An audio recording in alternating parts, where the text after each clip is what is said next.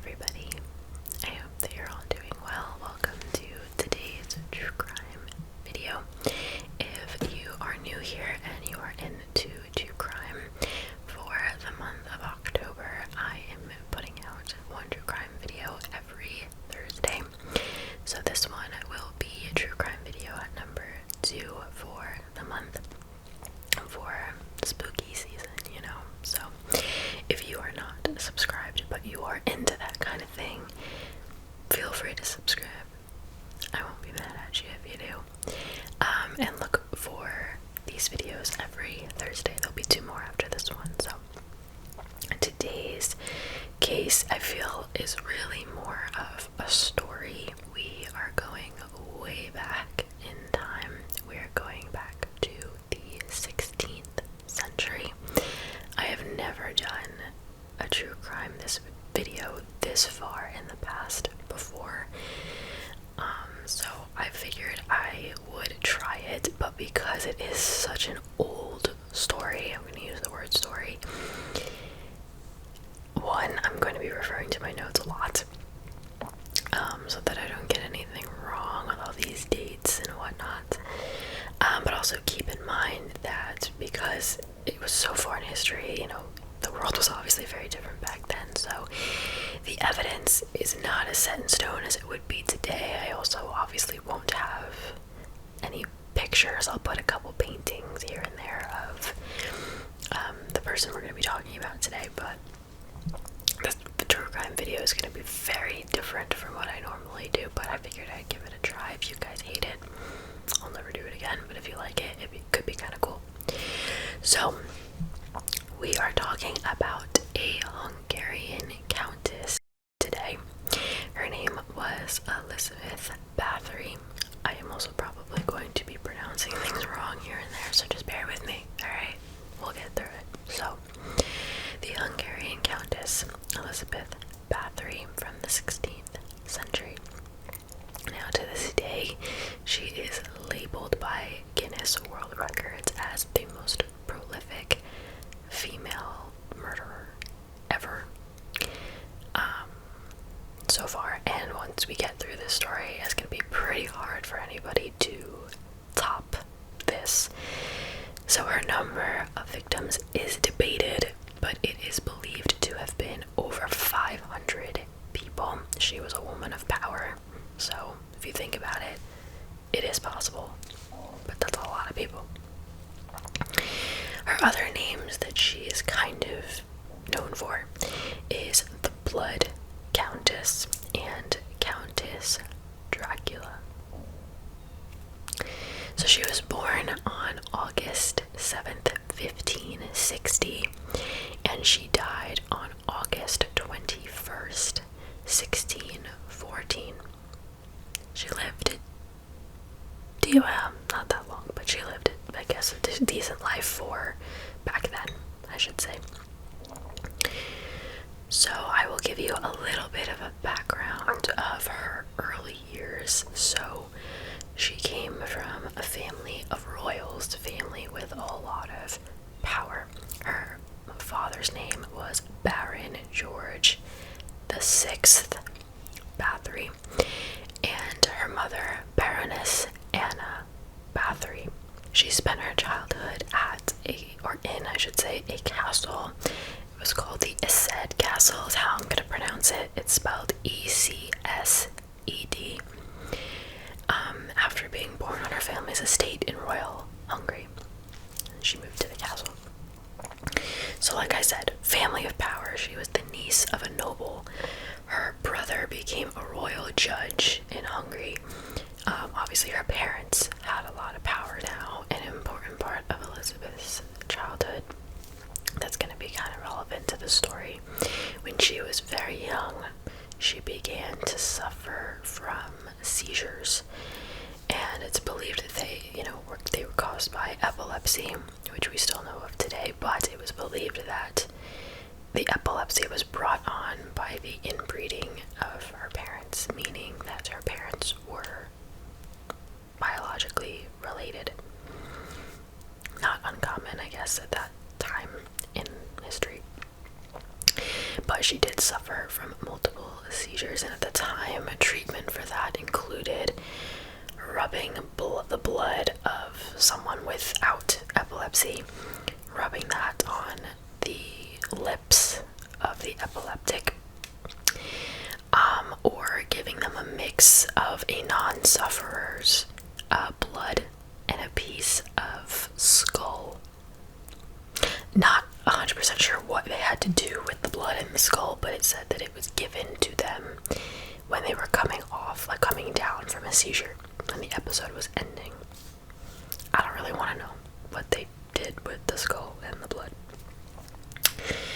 So it's believed that because she had this exposure to blood and its healing powers from such a young age, it is believed that that is what kind of influenced or inspired her craving for other people's blood, because she had tied it to the idea of healing her illness and just illnesses in general that she started suffering as a child. So in her mind, healing and blood were kind of hand in hand. As you can imagine, she was born into a very privileged family. She was privileged. She had access to education. She learned Latin, German, and Hungarian, and Greek. She was engaged to be married at 10 years old. But there was a rumor that even though she was engaged at 10, she wasn't married yet, and there was a rumor that she gave birth to a child when she was 13, and that it was the child of a peasant boy. And that baby was given away to a local woman in their area that the family knew of and trusted, and they didn't want the scandal, so they just gave the baby away. Again, that is a rumor. Could have been true. We have no way of knowing, but that was a rumor that before she was actually married, she had a baby, and the woman that took the baby was paid for her work, I guess, adopting the baby. The family paid her. Alright, but for her actual married life, like I said, she was engaged at age 10 to Count 𝓢𝓸𝓬𝓲𝓪. And it was a political arrangement, obviously, so he was powerful, her family was powerful, it's like a business deal, literally. But her social standing was higher than his, and so he actually kept her last name, and she refused to change her last name. So they married when she was 15 and he was 19, and that was on May 8th, 1575. There were 4,500 guests invited to this wedding. Yeah. His wedding gift to her was a household. It was a castle. It was called the Castle of... I'm not even gonna try because I don't know how to even guess how to pronounce that, but it was located in present-day Slovakia. So yes, he gave her a household along with 17 other villages for her and her family. In 1578, 3 years later, her husband became the chief of war of the Hungarian troops, and while he was away, she managed business affairs and the estates, everything. While he was away, I'm just trying to paint a picture for you of how powerful she actually was. Back then, she also started having children in 1585. So her children, to name a few, these are the only names that I have. There's probably more, but Anna, Orsloya, Caitlin, Andras, and Paul. Her husband died in 1604 at the age of 48, so she became a single mother, quote unquote. The cause of his death is not known, but he did start to feel very sick in 1601, 3 years before eventually became debilitating. So he had something, he was sick with something, but I guess they just, back then had no way of really knowing and diagnosing what it really was. Alright, so now, again, 1601, her husband starts to, not feel that great, eventually becomes bedridden, so homegirl was doing her own thing and running everything on her own. And starting in 1602, and it really was between the years 1602 and 1604, the rumors spreading through the castle and the villages were spreading about what she was doing, these, crimes that she was doing, the lives that she was taking. The first one to ever complain about her, and why say complain, because back then, whenever something happened, something bad, I guess that equivalent to us calling the police, a complaint letter would have to be written back then, so that's why I'm saying complaint. The first complaint against her was by a Lutheran minister named 𝓢𝓸𝓬𝓲𝓪. He made these complaints both publicly and also straight to the court in Vienna. So these rumors were going on for a good number of years, and finally in 1610, the king assigned people to investigate their authorities back then. He sent them out to collect evidence. So after a few short months, these, I'm going to call them investigators for lack of a better word, already had 52 witness statements ready to go. And just a few months after that, by early 1611, that number rose to more than 300. So all these witnesses are like, yes, I know that she's doing these things. So according to the witnesses, her early victims, and these are the lives that she was taking, her early victims were young girls between the ages of 10 and 14. That's how it started, and then she branched out a little bit and began choosing to take the daughters of people of a lesser gentry, a lesser social class, if you will. There were girls that were sent to a gynoecium, maybe, which was basically a public place for young girls to go. They could learn etiquette, they could learn all these things, and so the girls there of a lower gentry, Elizabeth also set her target on. So sometimes the girls were lured in, other times they were straight up abducted, and they were treated very, I'll just read you the list of things that took place with these girls. So they were beaten very severely. Their hands were either burned or cut off. Sometimes they were bit, like physically bit by other humans in the face, the arms, and just various other body parts, to the point where like flesh would come off. Sometimes they were frozen to death or starved to death. On other occasions, they would be branded with, like hot, like tongs, something metal. They'd be branded with it and then put into freezing water immediately after.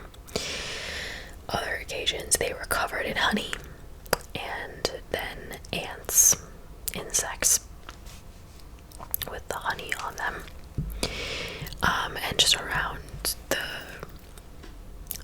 castle and the villages, like there were so many victims that it was hard to, I'm assuming, hard to hide them all.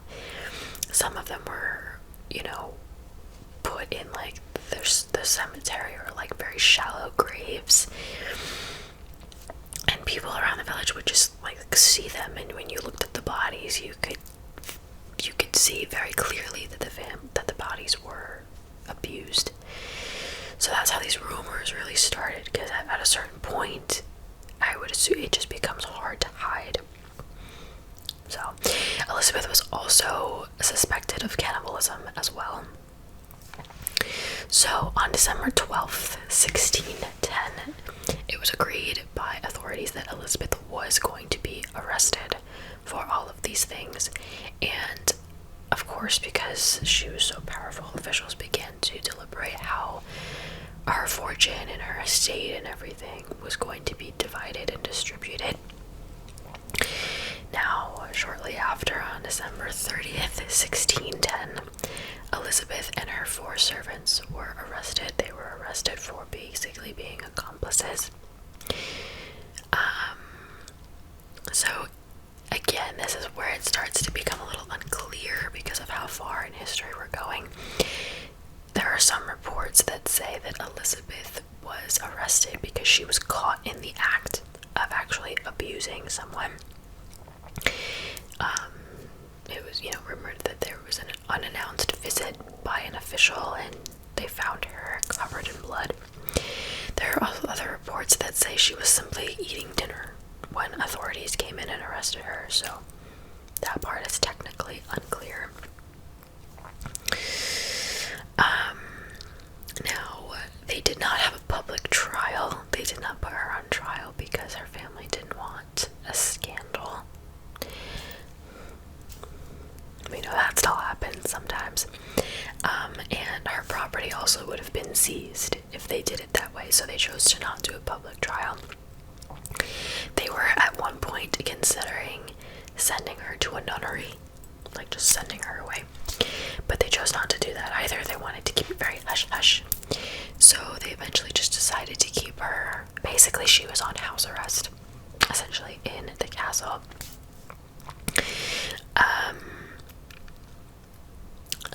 Let's see, a lot of witnesses now, over 300 or over 500 people, obviously didn't see her actually do it, but all of the witnesses at least said that they had heard it from other people. So that was another reason why they also didn't want to do a trial, because there wasn't concrete evidence. There was no documents.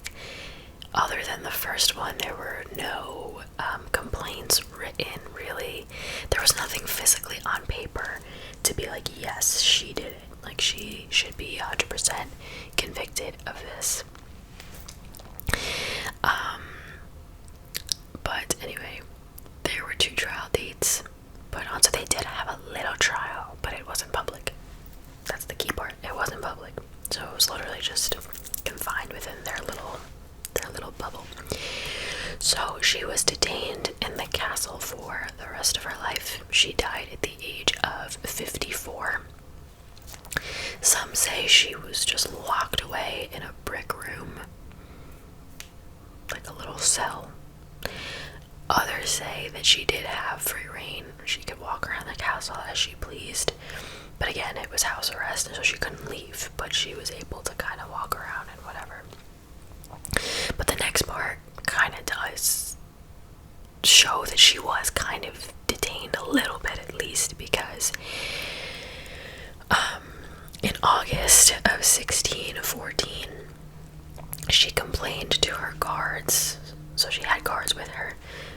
She complained to them that she was feeling very cold, like her hands were ice cold, and she was complaining of that, and they said, oh, it's nothing, just go back to bed, you're fine, like, we're not taking you anywhere, just go back to bed. And sure enough, she went back to bed and was found dead the next morning. She wrote a will in September of that year. She died in August, like I said, in September, the previous September, I should say. She wrote a will and left her current and any future inheritance and properties to her children. And it was signed a little bit before she died, so that was an official document, and that's what happened with her inheritance and her wealth. Now, she was buried in the castle's cemetery, in like the village's cemetery at first, but then a lot of the villagers, like, there was like an uproar and they freaked out and they were like, we don't want her in our cemetery, are you kidding me? Because it was very, it wasn't public, but again, with all the rumors, people knew what was going on. So there was an uproar, and so they moved her, and to this day nobody knows where her remains were left and where they could be now, if they are anywhere. And that is her story. Now, she did go on to inspire certain novels throughout history, like still back in like 16th, 17th centuries, like that's when that started. But if this concept kind of sounds familiar, of like bathing in virgin blood to like regain your youth, and like I feel like I've heard that in like certain books, or like medieval movies and shows, like I've heard of that theme before, and that comes from Elizabeth Báthory. Yeah, so like 17th, 18th, and 19th century, she went on to inspire many fictional stories, and that is her story. So if you ever hear in a movie or a novel something about bathing in blood, you can thank Elizabeth for that. So anyway, that is the story for today. I know this was, I guess, a little shorter than my normal true crime videos, but not by much. So thank you guys so much for watching. I hope